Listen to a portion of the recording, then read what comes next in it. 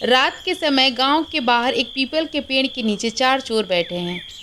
चोरों के नाम है झपटा, गब्बर, चुटकू और पिटकू। भाई लोग, आज की रात बहुत बढ़िया है। ना पुलिस का डर, ना कोई पहरेदार। हाँ झपटा, तुम सही कह रहे हो।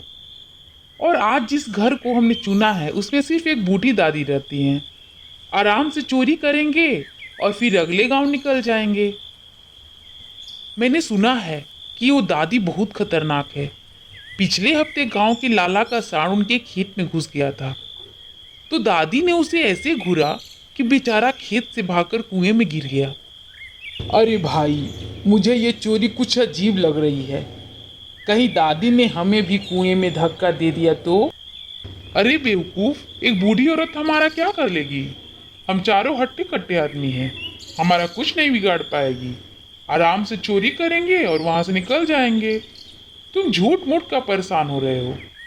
हाँ, और हमने पहले ही तय कर लिया है कि अगर दादी ने कोई हंगामा किया तो हम उन्हें बांध देंगे। अरे हाँ, लेकिन हमें रस्सी लानी थी ना। ओहो, मैं तो रस्सी लाना ही भूल गया। अरे कोई बात नहीं, टेंशन नहीं लेने का। इतनी मेहनत भी क्यों करें? दादी तो वैसे ही सीधी सादी होंगी। चलो चुपचाप दादी के घर के अंदर घुसते हैं। चारों दबे पांव दादी के घर की तरफ बढ़ते हैं। दादी का घर थोड़ा पुराना है, लेकिन बहुत साफ सुथरा और मजबूत है। घर के पास पहुंचने पर अंदर से कुछ आवाजें आ रही थी, जैसे कोई जाग रहा हो। चारों चोर खिड़की के अंदर झांकते हैं। दादी आराम से बैठकर धीरे धीरे मक्के की रोटी और सरसों का साग खा रही हैं और साथ में रेडियो सुन रही हैं। सावधान! विश्रामपुर गांव के आसपास चार खतरनाक चोर घूम रहे हैं, जो कल ही जेल से भागे हैं। अगर आप लोगों को कोई भी संदिग्ध व्यक्ति दिखे तो तुरंत पुलिस को सूचना दें। अरे यार, ये तो हमारी ही खबर चला रहा है। अब क्या करें? कुछ नहीं, बस चुपचाप अंदर घुस जाते हैं। दादी सो जाएंगी, फिर आराम से चोरी करेंगे। इसमें डरने वाली कोई बात नहीं है। अभी चुपचाप अंदर घुसते हैं, उसके बाद देखेंगे। चारों चोर खिड़की से अंदर घुसते हैं, लेकिन तभी दादी ने बोली, कौन है रे? खिड़की से कौन आ रहा है? चारों चोर डर जाते हैं और चुपचाप एक ही जगह खड़े हो जाते हैं। जी, हम तो राह भटके हुए मुसाफिर हैं। रास्ता पूछने आए थे। अच्छा, तो मुसाफिर घर में खिड़की से चोरी छिपे घुसते हैं। लगता है तुम चारों के दिमाग में भूसा भरा है।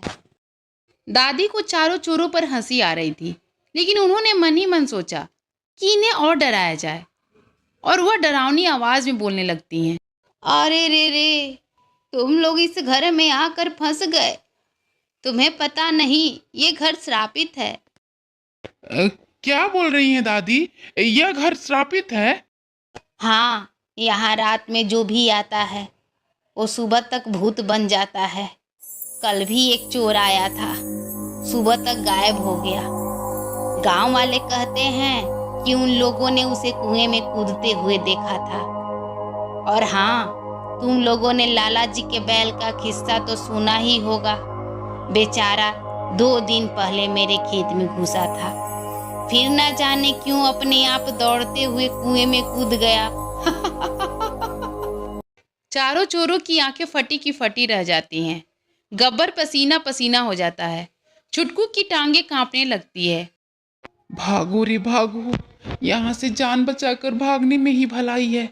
हम लोग भूतिया घर में घुस गए हैं। दादी अचानक जोर जोर से हंसने लगती हैं और फिर सफेद चादर ओढ़कर भूत बनने की एक्टिंग करती हैं। मैं भूत हूँ, मुझे साग और रोटी अच्छी नहीं लगती है, मैं तुम्हें खा जाऊंगी। मुझे इंसानी मांस अच्छी लगती है। मैं तो साग रोटी दिखाने के लिए लेके बैठी थी। तुम लोग आए तो मुझे मांस खाने का मन कर दिया। तुम मेरे पास आओ, मैं तुम्हें खाऊंगी। आओ आओ।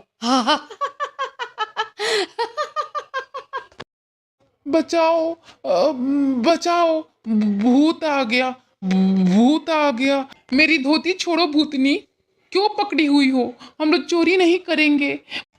चारों चोर सरपट भागते हैं, लेकिन एक दूसरे से टकरा जाते हैं और धड़ाम से गिरते हैं। दादी जोर जोर से हंसने लगती हैं। किसी तरह चारों घर से बाहर भागते हैं और खेतों में कूदते फांदते गायब हो जाते हैं। तब तक सुबह हो जाती है और हल्ला गुल्ला सुनकर गांव वाले इकट्ठे हो जाते हैं। इस बीच दादी भी अपने घर से बाहर निकलती हैं। दादी, किस चीज का हल्ला हो रहा था? क्या बात है? अरे क्या बताऊं, रात में चोर घर में घुस आए थे, लेकिन तुम लोग तो जानते ही हो, मुझसे बचकर किसी तरह से भागे हैं। तभी गांव वालों को दूर खेत की तरफ से बचाओ बचाओ की आवाज सुनाई देती है। अरे, उधर खेतों की तरफ से कुछ आवाज आ रही है। ध्यान से सुनो तो। तुम्हें कुछ सुनाई दे रहा है क्या? हाँ हाँ, उधर से लगता है बचाओ बचाओ की आवाज आ रही है। चलो देखते हैं कौन चिल्ला रहा है। गांव वाले देखते हैं कि 4 लोग खेत में बने हुए गड्ढे में गिरे हुए हैं और बचाओ बचाओ की आवाज लगा रहे हैं। अरे, तुम लोग इस गड्ढे में क्या कर रहे हो? अच्छा, अब समझा। तो तुम ही लोग दादी के घर में चोरी करने गए थे। दादी इसी का बात कर रही थी। दादी, इधर तो आओ। देखो, चारों इस गड्ढे में गिरे हुए हैं। अरे तुम लोग अब यहाँ गड्ढे में फंस गए। मैंने पहले ही कहा था कि तुम लोगों के दिमाग में भूसा भरा हुआ है। तुम लोग किसी लायक नहीं हो, चोरी तो कर नहीं पाए, अब गड्ढे में गिर गए। लगता है तुम लोगों को कुछ भी नहीं करने आता है, केवल मुफ्त का खाना चाहते हो। जाओ, जेल में जाकर मुफ्त का रोटी खाओ। तब तक कोई गांव का आदमी पुलिस को फ़ोन कर देता है और पुलिस वाले पहुंच जाते हैं और गांव वाले से पूछते हैं। क्या बात है? किसने फोन किया था? और यहाँ किस बात के लिए सुबह सुबह भीड़ इकट्ठा है? दरोगा जी, ये चारों चोर हैं। दादी के घर में चोरी करने घुसे थे, अब गड्ढे में गिरे हुए हैं। उन्हें गिरफ्तार कीजिए और अपने साथ ले जाइए और ऐसा सबक सिखाइएगा कि दोबारा इस गांव में चोरी करने ना आए।